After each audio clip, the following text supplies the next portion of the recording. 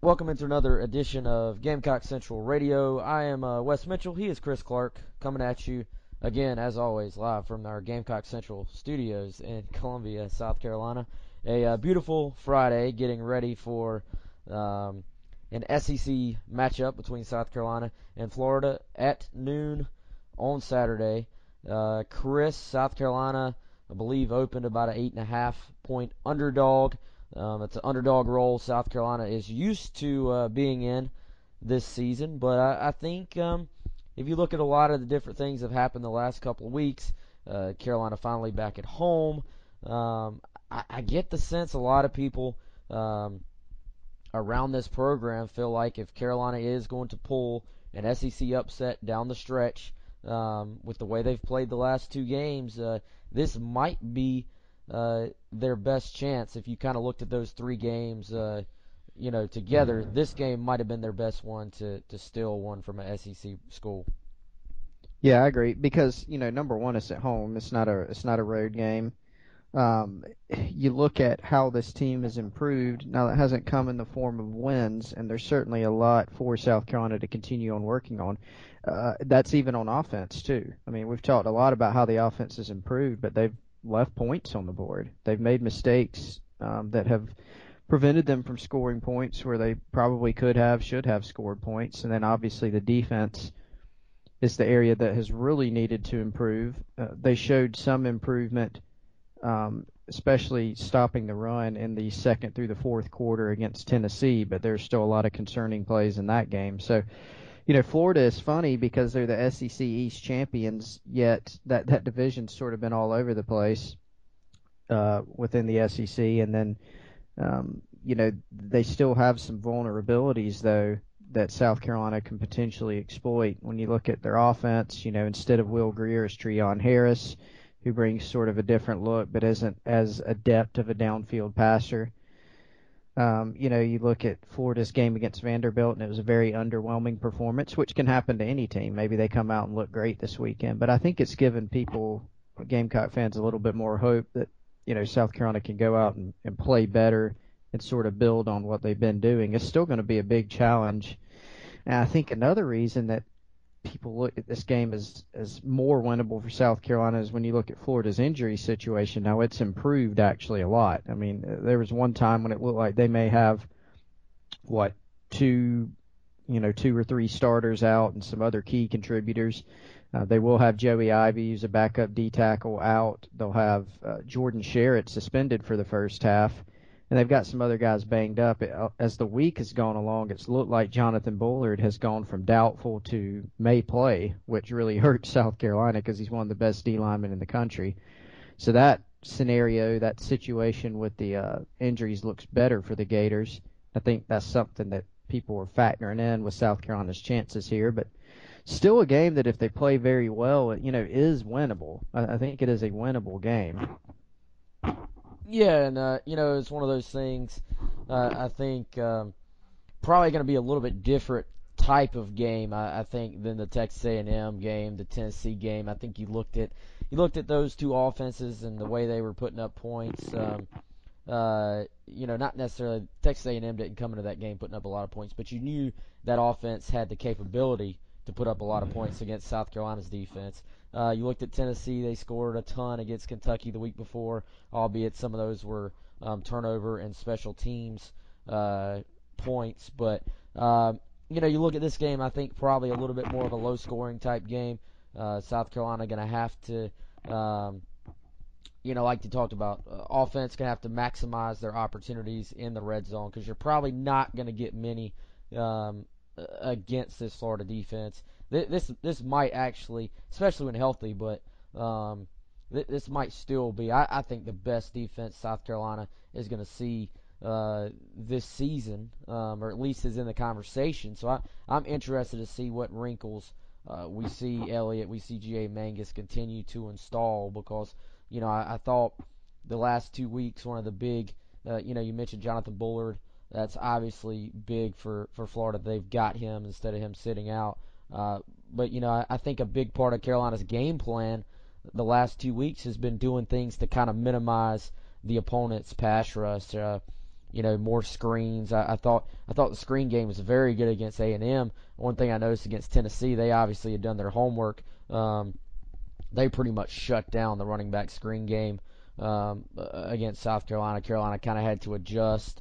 They did, I guess, hit a few wheel routes against Tennessee to the running backs, but I thought that was interesting how Tennessee kind of took that away from them. So I'm anxious to see what potential changes we see from G.A. Mangus, we see from this offense this week, because it is really not going to be easy for the offense to move the ball, I don't think, the way they have the last couple of weeks. And, then I think another intriguing kind of storyline this week is for anyone who listened to Sean Elliott's call-in show last night, you've heard more and more about how he has had his fingerprint on the defense. He's talked about how he keeps encouraging on the headset for John Hoke to take some chances, send more pressure. I think that's something we've all been asking for all season long.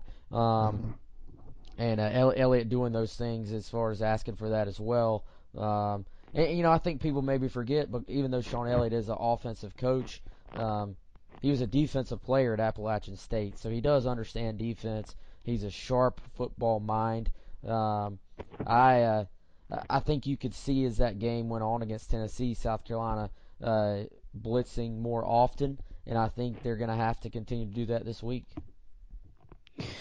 Yeah, exactly. And, I think the defense is going to continue, I think, to be a big question mark until they can put together a complete game. And that doesn't mean the offense has put together a complete game yet. Even when you look at the performances against Tennessee or A&M, where they really looked a lot better just in terms of the play calling and some of the types of plays they executed and being able to score points, put points on the scoreboard, there's still things they could do better. There's no doubt about that. But I think a lot of people are focusing on the defense and saying, okay, can Florida, are they as strong as Tennessee or Texas A&M? Is that a better matchup for South Carolina? And I think it is a better matchup, but they're still going to have to play a lot better on defense. They're still going to have to be aggressive, try to pressure the quarterback. I think showing some different looks, being more aggressive, that's something that I think benefited the team later in the game against Tennessee, where they came out in that game against the Vols and really it just looked like the exact same thing. It looked like a broken record based on what we had already seen this season, where Tennessee just marches down the field and puts 14 points on the board before you can bat an eye. And so I think after that, yeah, they just played better, period, especially against the run, but I think they did some things differently. So USC's going to have to shake it up on that side of the ball. And the personnel is what it is, but they've got to get the best personnel out there consistently.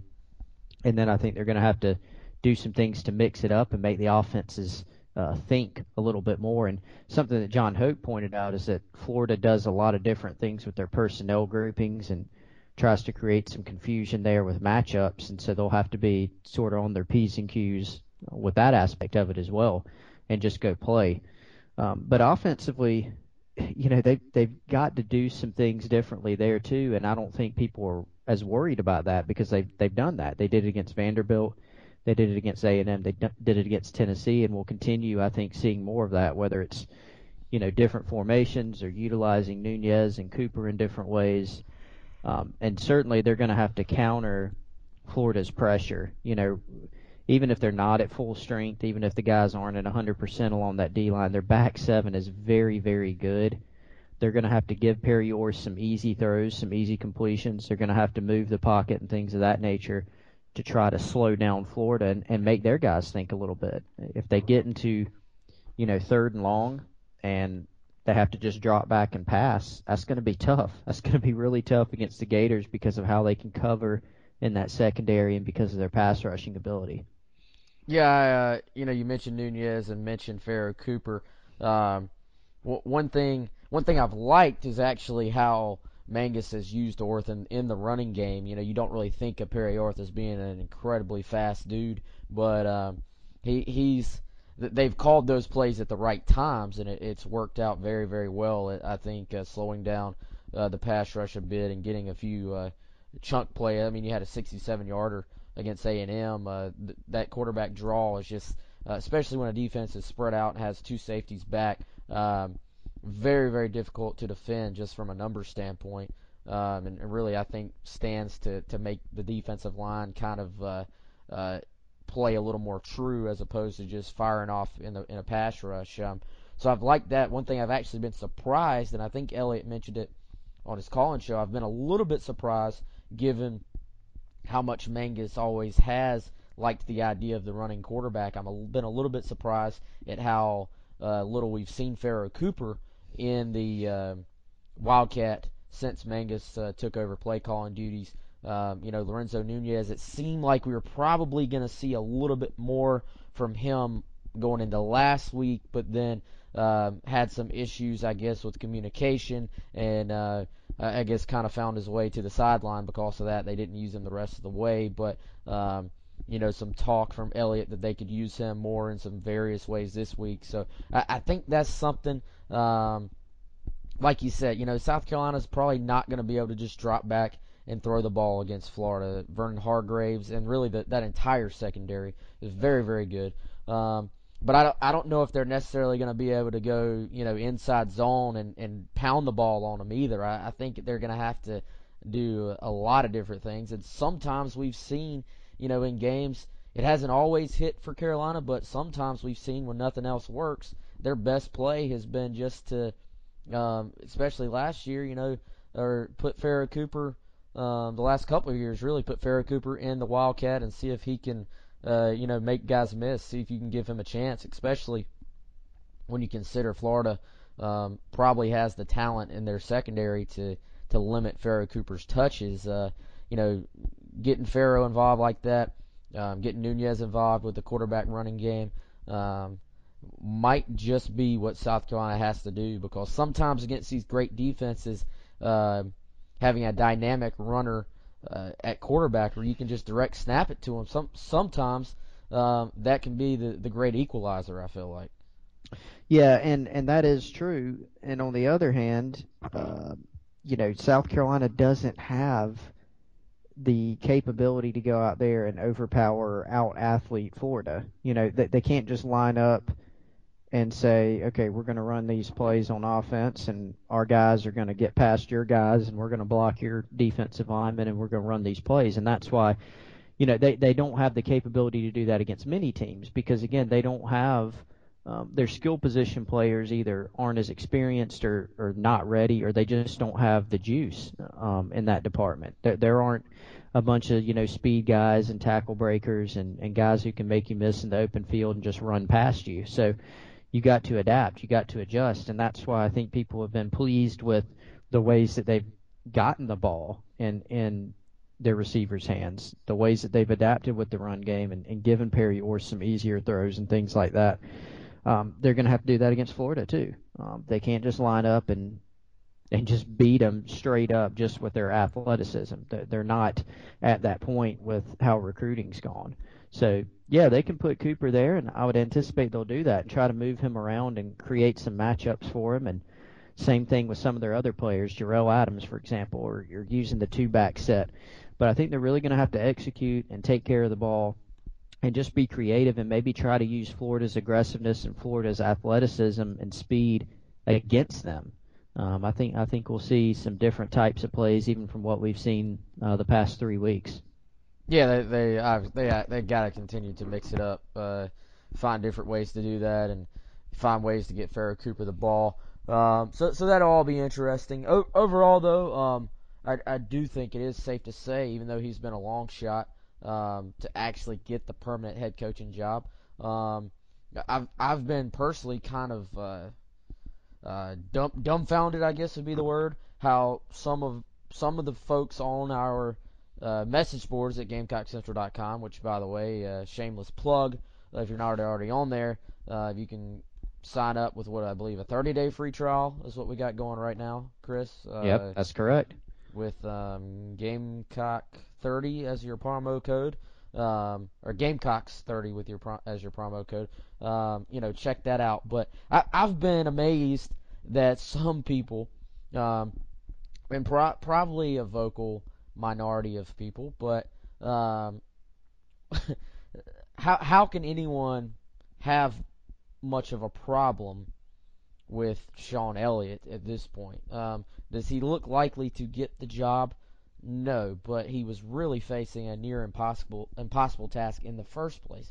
So I think he's pushed all kinds of right buttons. I think he's very much done some resume building for himself. Some AD out there is paying attention and has noticed this. There's no doubt in my mind of that. I don't see how anyone could find much fault when you consider the immense shoulder load placed on Sean Elliott. I can't find much fault in what he's done.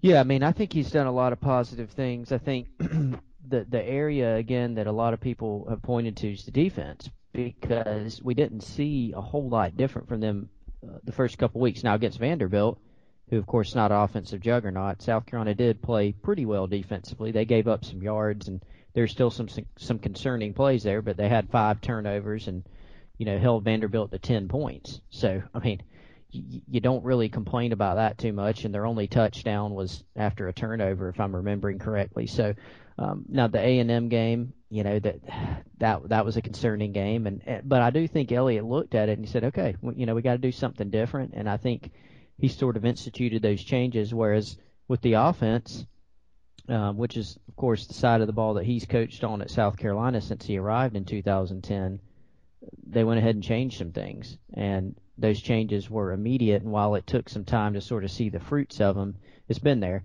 And look, this isn't an easy schedule. Now, Texas A&M and Tennessee, it's not like they're the best teams in the country or anything. It's not like they face 2 top 10 teams on the road. But for any team, those are games that you go in and you say that's going to be a difficult game. One way or another. Doesn't really matter who you are. You take one of the teams that's in the playoff right now. If you told them you had to go play A&M and Tennessee on the road in back-to-back weeks, they'd go, that's not going to be easy. Now, the thing that people are going to look at always is wins. They're going to say, okay, Elliott, yeah, he's done some good things. He's 1-2 as an interim coach, and he faces a tough road going forward. It's hard to see the wins coming, and I can understand that.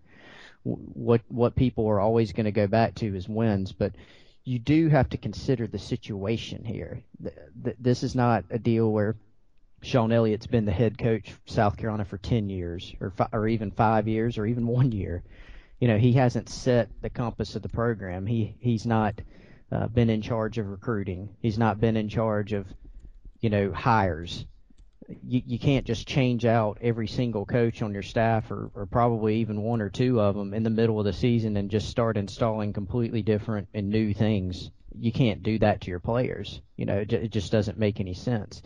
So in many ways, he's limited, with what he can do. And all I know is that it's been pretty positive overall in terms of the players and what a lot of people around the program have thought. Is it going to lead to more wins? I don't know, because they still got to play Florida at home, who's a ranked team who's lost 1 game all season. They got to play the Citadel, and then they've got to play Clemson, who's currently number 1 at home. That's not going to be easy. But I do think I understand that people look at wins overall. I completely understand that. And South Carolina could. They've had chances to win the last couple of weeks. They could be 3-0 under Sean Elliott, and I understand that's frustrating for some people. But I do agree with you. You got to look at the big picture, and you got to recognize that while it hasn't been perfect, he's certainly done some things to make them more competitive and put them in a better position based on the situation that he was put in. Yeah, and I'm certainly not. I'm not a moral victory guy at all. Right. It's just when. I don't think you play the moral victory card when you're talking about a coach who put together the recruiting plan, put together the staff, recruited the kids, built the team himself. You don't talk about moral victories, but obviously Sean Elliott, this is a very unique situation. Sean Elliott was involved in the recruitment of some of these players. He was involved in some aspects of the program prior, but he didn't put together this staff. He didn't put together this defensive staff, and he didn't put together the recruiting plan that resulted in this team coming together. So it really, I don't think necessarily fair to judge Sean Elliott's ability as a coach when he's essentially having to learn on the fly against, like you said, very difficult opponents, where South Carolina has just essentially been out-talented in the last two games, I think is safe to say. So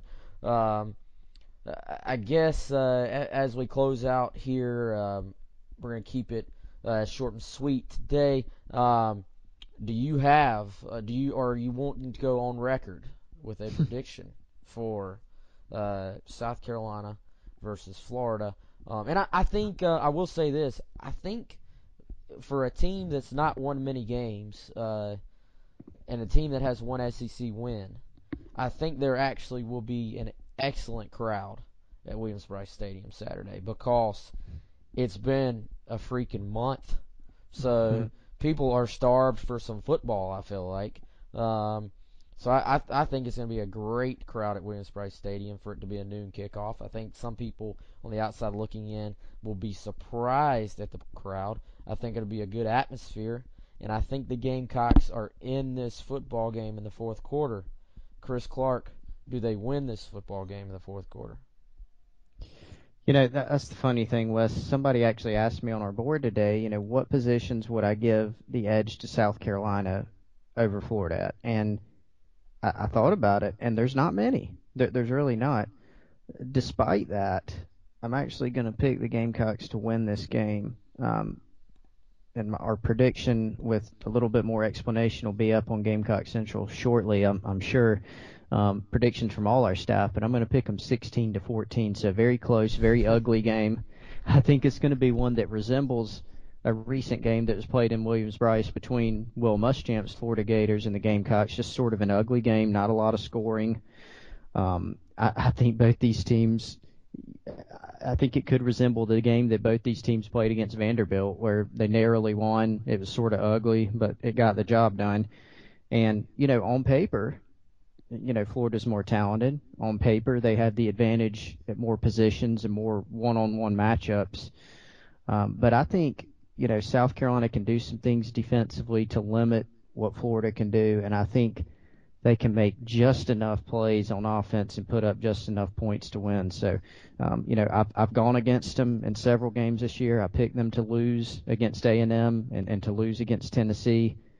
And I've missed on a couple win predictions too, but it might be stepping out on a limb, but I'm going to pick them to upset the Gators. Yeah, and we sent in all of our staff sent in our predictions, as you said. I think those run every Saturday morning, maybe. Right. I think it'll be up in the morning. But I picked them too. I've got 24-23. So Wow. the narrowest of victories. Florida's going to kick a lot of field goals in this game, which is probably, as I think about it, a terrible thing to predict, considering how many field goal issues they've had this year. But they did kick a game-winning field goal last week, and I think this is a Florida offense that can move the football against South Carolina. But last week they moved the football against Vanderbilt as well, and we're not really able to put it all together at all. So I think Carolina hangs around. I think this is the game that this team has tried so hard the last couple of weeks. You just got to think something's going to go their way. They get a bounce or two that maybe goes in their favor. I mean, maybe not. They could get blown out for all we know, but I think this is certainly a winnable football game for South Carolina. And both myself and Chris have the Gamecocks pulling out a narrow win. You got any closing thoughts, Chris, or are you good to go? I think I'm good to go. I think, again, I guess I will offer some closing thoughts after I said no, but, I think it's going to be a close game. Either way, an ugly game. I don't think either of these teams are in the position right now to just blow the other team off the field. I don't see that happening. So I think it'll be a close one, a fourth quarter game like the ones that South Carolina's played really the last few weeks. Absolutely. Again, He is Chris Clark. I'm Wes Mitchell. Thank you for joining us for another edition of Gamecock Central Radio. Make sure you check out GamecockCentral.com for all of your Gamecocks news. And if you are not a member, check out that free trial we've got going right now. You get 30 days of free premium access with the promo code Gamecocks30. For Chris, I'm Wes. We'll talk to you next time.